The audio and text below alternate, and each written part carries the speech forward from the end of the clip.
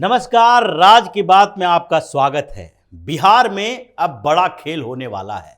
उसकी पृष्ठभूमि तैयार हो चुकी है। दिल्ली में खिचड़ी पक रही है और एक तरीके से भारतीय जनता पार्टी अपने बिहार प्लान पर काम करना शुरू कर दिया है।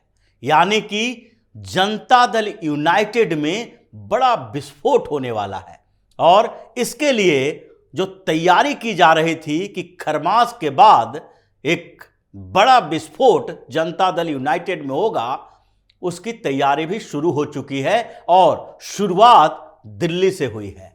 दिल्ली में उपेंद्र कुशवाहा एम्स में भर्ती हैं। वो कोई बड़ी गंभीर बीमारी के शिकार नहीं है, बल्कि उन्होंने खुद ही सोशल मीडिया पर लिखा है कि वो दिल्ली एम्स में भर्ती हुए हैं रूटीन चेकअप के लिए। ऐसे ये रूटीन चेकअप पटना में भी हो सकता था। रूटीन चेकअप के लिए दिल्ली आने की जरूरत नहीं थी, लेकिन फिर भी उपेंद्र कुशवाहा दिल्ली आए 14 जनवरी के बाद, और वो उस स्थिति में जबकि बिहार में इस बात की चर्चा तेजी से हो रही है कि उपेंद्र कुशवाहा आजकल नाराज है। जनता दल यूनाइटेड और आरजेडी दोनों पार्टियों के बीच ठनी हुई है और इस बीच नीतीश कुमार बीच में छटपटा रहे हैं। उनके पास शब्द नहीं है बोलने के लिए कि जब जनता दल यूनाइटेड का कोई नेता हिंदू धर्म के खिलाफ बोले तो उसका जवाब वो कैसे दे, जैसा कि वालियाबी ने बोला है। और करबला बनाने की बात नुपुर शर्मा को ध्यान में रखकर उसने कहा था। जैसी स्थिति आई है कि उसमें आरजेडी के नेता नीतीश की पार्टी के विधायक के खिलाफ एक्शन की मांग कर रहे हैं, जबकि दूसरी तरफ राजद के नेताओं ने जिस तरीके से रामचरितमानस के खिलाफ बयानबाजी की, नीतीश कुमार के खिलाफ सुधाकर सिंह ने मोर्चा खोल रखा है, उसके कारण जदयू के नेता इस बात की मांग कर रहे हैं कि राष्ट्रीय जनता दल इन नेताओं के खिलाफ कार्रवाई क्यों नहीं कर रही है। यानी कि दोनों पार्टियों के बीच ठनी हुई है और नीतीश कुमार बीच में पेंडुलम की तरह लटक रहे हैं। उनके पास न तो राजद के खिलाफ कुछ बोलने का अधिकार है और न ही जदयू के अपने नेताओं को समझाने का भी अधिकार है कि वो इस तरह की बयानबाजी न करें और न ही राजद के खिलाफ कोई मोर्चा खोले, उनके नेताओं को माफी मांगने के लिए कहें। इसलिए तो गिरिराज सिंह ने कहा कि अभी बिहार के सीएम नीतीश कुमार सबसे लाचार सीएम हैं, लेकिन इस लाचारी के बीच उनके सामने एक सबसे बड़ी चुनौती बनके खड़े हुए हैं उपेंद्र कुशवाहा। उपेंद्र कुशवाहा पिछले कुछ समय से नाराज चल रहे हैं। उनकी नाराजगी के पीछे एक नहीं कई वजह है, क्योंकि उनकी एंट्री जो हुई थी जनता दल यूनाइटेड में, यानी कि रालोसपा का जो विलय जनता दल यूनाइटेड के साथ किया गया था, वो इस बात की मजबूरी के लिए थी कि नीतीश कुमार के बाद जनता दल यूनाइटेड की कमान उनके हाथों में होगी।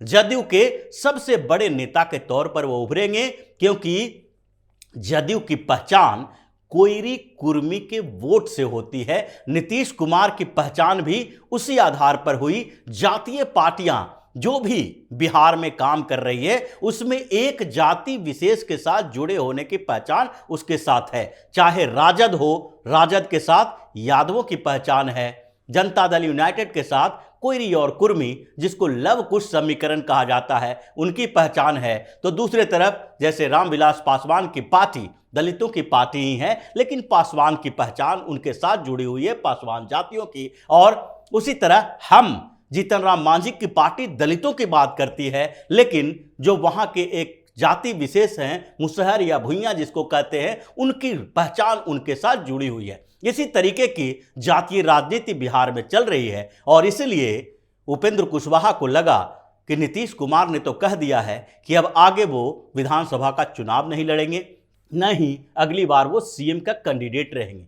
ऐसे में उनके साथ जाने का मतलब है कि कोई भी जनता दल यूनाइटेड में इतना बड़ा नेता नहीं है, इतना बड़ा चेहरा नहीं है जो नीतीश कुमार के बाद जदयू की कमान संभाल सके, सीएम का कैंडिडेट हो सके। क्योंकि उपेंद्र कुशवाहा जब नीतीश कुमार से अलग हुए थे तो उसके बाद उन्होंने पूरे बिहार की यात्रा की थी उन्होंने अपनी पार्टी बनाई, भारतीय जनता पार्टी के साथ गठबंधन किया और यही नहीं, केंद्र में मंत्री भी रहे। लेकिन नीतीश कुमार के साथ जब भाजपा का फिर से गठबंधन हुआ तो उन्होंने भाजपा का साथ छोड़ दिया, मंत्री पद से इस्तीफा भी दे दिया। और ऐसी स्थिति में वो इस बात के लिए कंप्रोमाइज नहीं कर सकते कि नीतीश कुमार सीएम की जो दावेदारी है वो अपने के बाद वो तेजस्वी यादव को सौंप दे, क्योंकि बिहार में इस बात की चर्चा है और सियासी गलियारों में दूसरी चर्चा हो रही है। यह चर्चा दो स्तर पर है। एक तो कि नीतीश कुमार पीएम के उम्मीदवार बनने के लिए समाजवादी पार्टियों को एक कर रहे हैं, जिसके कारण ऐसा लग रहा है कि राजद और जनता दल यूनाइटेड दोनों का विलय होगा। उसमें दूसरी पार्टियां जो दूसरे राज्यों की है, चाहे लोक दल हो या फिर जनता दल सेकुलर हो या फिर दूसरी छोटी छोटी पार्टियां जो जनता परिवार का हिस्सा रही है, वो सारे एक होंगे और बिहार की कमान लालू यादव के बेटे तेजस्वी यादव के हाथों में होगी। अगर विलय हो गया तो ऐसे में कुशवाहा के लिए कोई जगह नहीं रहेगी।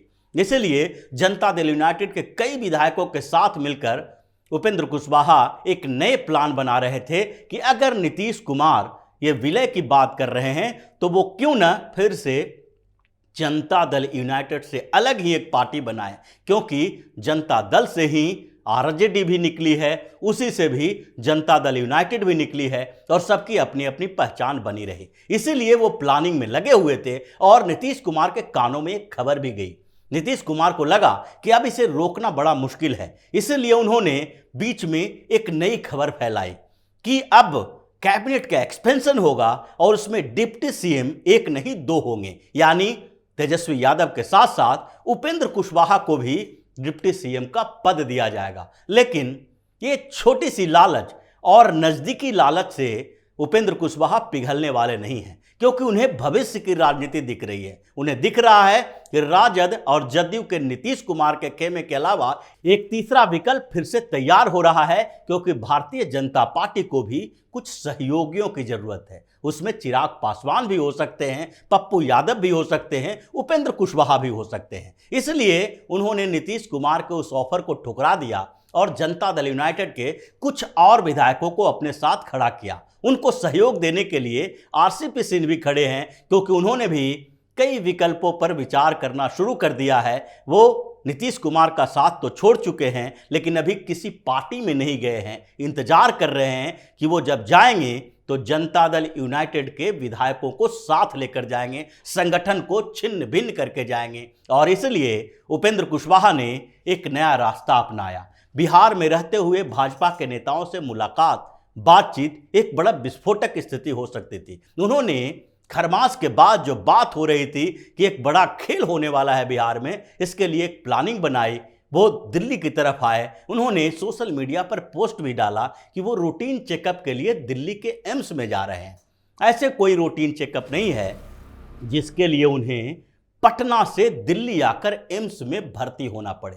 पटना में भी वो ये रूटीन चेकअप करवा सकते थे, लेकिन यहाँ पर बात कुछ और थी और इसलिए एम्स में ही उनकी भारतीय जनता पार्टी के नेताओं के साथ मुलाकात हुई।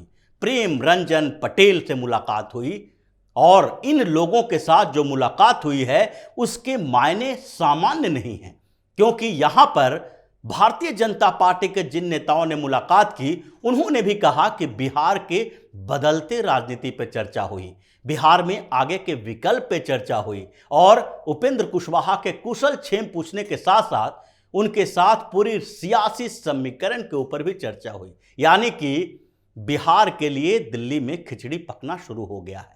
बिहार का प्लान जो भारतीय जनता पार्टी ने बनाया उसमें एक हिस्सा उपेंद्र कुशवाहा के लिए भी है। उपेंद्र कुशवाहा भारतीय जनता पार्टी के विरोधी नहीं है, उन्होंने भाजपा के साथ गठबंधन भी किया है, भाजपा के सहयोग से वो मंत्री भी केंद्र में बने रहे हैं और नीतीश कुमार के कारण ही वो भारतीय जनता पार्टी से अलग हुए।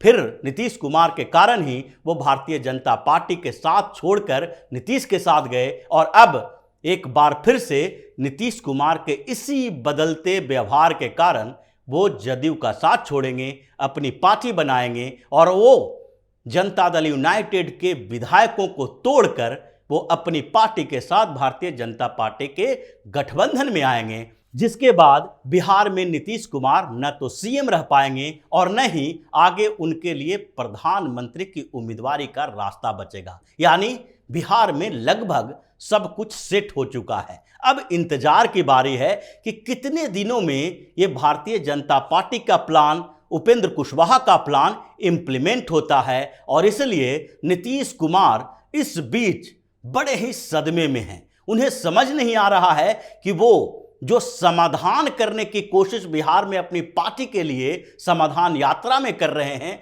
वो समाधान उनकी पार्टी के लिए हो पाएगा? क्या समस्याएं बिहार में खत्म होगी या उनकी पार्टी की समस्या और बढ़ जाएगी और उपेंद्र कुशवाहा जो दूसरे विकल्प की तलाश कर रहे हैं उनकी पार्टी को तहस नहस करने वाले हैं और नीतीश कुमार के सारे सपने को चकनाचूर करने वाले हैं। तो इसी तरह की खबरों के साथ फिर से हाजिर होंगे। तब तक के लिए बने रहिए हमारे साथ और देते रहिए हमें सहयोग, ताकि इसी तरह की खबर हम आपके लिए लाते रहें। धन्यवाद।